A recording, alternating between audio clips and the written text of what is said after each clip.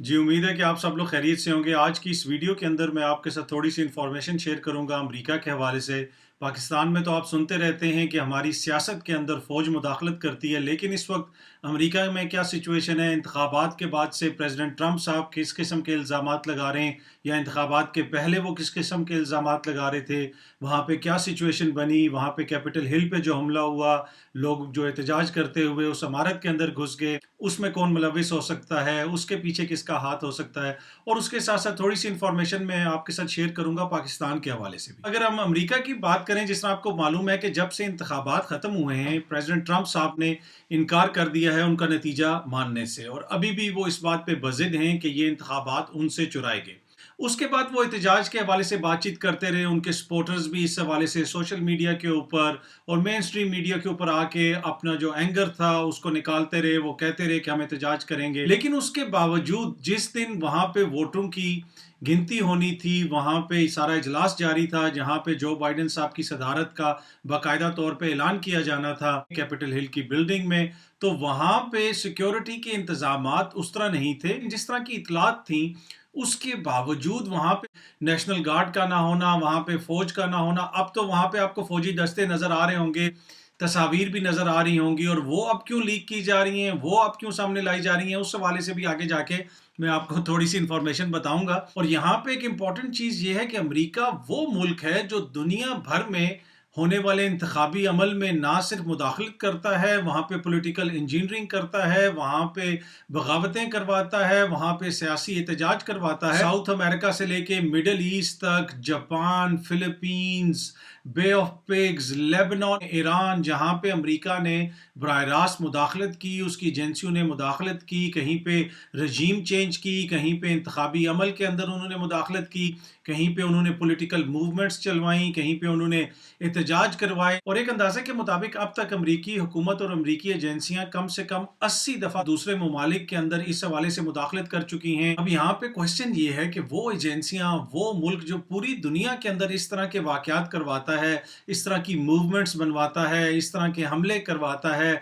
इस तरह की पॉलिटिकल इंजीनियरिंग करता है, ये अकल थोड़ी सी मानने के लिए तैयार नहीं है कि अमरीकी एजेंसियां जो पूरी दुनिया में ये सब कुछ करवाती हैं, अपने उनके मुल्क में जब एहतजाज हो रहा था, लोग आ रहे थे, कैपिटल की तरफ आ रहे थे और हजारों की तादाद में आ रहे थे, उनको नहीं पता चला। इस हवाले से मीडिया के अंदर भी बार बार रिपोर्ट होता रहा, बैन अवी मीडिया के अंदर भी रिपोर्ट होता रहा, अमरीकी मीडिया के अंदर भी रिपोर्ट होता रहा, यूरोपीय मीडिया के अंदर भी रिपोर्ट होता रहा, और बार बार इस खदशे का इजहार किया जाता रहा कि प्रेसिडेंट ट्रंप के सपोर्टर्स उस दिन कोई गड़बड़ कर सकते हैं, वहां पे कोई बड़ा वाकया हो सकता है, एहतजाज हो सकता है। लेकिन उसके बावजूद आपने देखा इस फुटेज के अंदर, अभी आप दोबारा देख रहे हैं कि लोग वहां पे आए और पुलिस की बड़ी कम प्रेजेंस थी वहां पे, और उन्होंने आके वहां पे जो कुछ किया वो आपके सामने है, इस फुटेज के अंदर आप लोगों को नजर भी आ रहा है। कुछ लोग ये सवाल उठा रहे हैं, कुछ लोग ये बात कर रहे हैं कि हो सकता है कि अमरीकी इदारों ने, अमरीकी एजेंसियों ने जानबूझ के ये करवाया हो। आपको पता होगा कि हाल ही में इंतखाबात के बाद प्रेसिडेंट ऑफ अमेरिका की एक टेलीफोन कॉल लीक हुई प्रेसिडेंट ट्रंप की, जिसके अंदर वो किसी के साथ बहस कर रहे हैं और इंतखाबात के हवाले से वो गुफ्तगू कर रहे हैं, जो पूरी दुनिया के लिए यकीनन एक बड़ी हैरत अंगेज चीज थी कि अमेरिका का सदर, जो इस वक्त सर्विंग सदर है,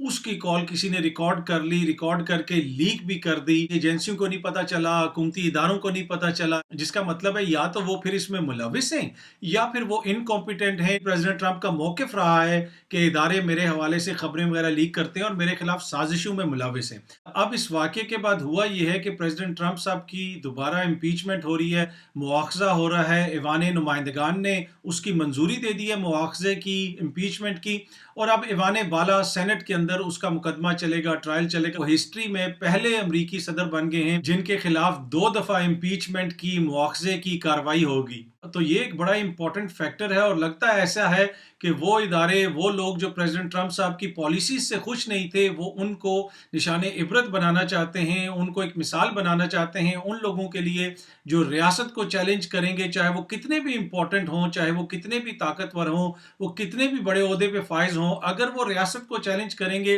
तो रियासत ने बड़ा क्लियर पैगाम दे दिया, अमरीकी रियासत ने, तो फिर आपके साथ ये होगा। तो अमेरिका के अंदर ये जो सारी डेवलपमेंट्स हुई हैं, इससे 2-3 चीज़ें वाज़ेह हो गई। एक चीज़ तो ये है कि रियासत को आप चैलेंज नहीं कर सकते। दुनिया के किसी भी मुल्क में चाहे आपको 80 मिलियन वोट पड़े हों, 70 मिलियन वोट पड़े हों, आपको जितने मर्जी वोट पड़ जाएं, आप जितने मर्जी वोट ले लें, आप कभी रियासत को चैलेंज नहीं कर सकते। और इसके साथ साथ एक और चीज़ भी जो इससे वाज़ेह हुई है कि आपको बेशक जितने मर्जी वोट पड़ जाएं, जब तक आपकी सोच जमहूरी नहीं होगी तो आप जमहूरियत के लिए भी खतरा होंगे, आप रियासत के लिए भी खतरा होंगे। फिर आपकी मुखालफत में लोग फौजियों को भी खत लिखेंगे, फौजी भी आपकी मुखालफत में बयानात देंगे, फिर इस तरह की बातें भी होंगी, फिर ट्वीट्स भी होंगी, फिर कहा भी जाएगा कि रिजेक्टेड रियासत से बड़ा कोई भी नहीं होता, चाहे वो अमरीकी सदर हो या पाकिस्तान का प्राइम मिनिस्टर हो। अमरीकी सदर किसी को टेलीफोन करके गैर कानूनी अहकामात देगा, गैर कानूनी बात करेगा, वो बात करेगा जो आइन और कानून के मुनाफी हो,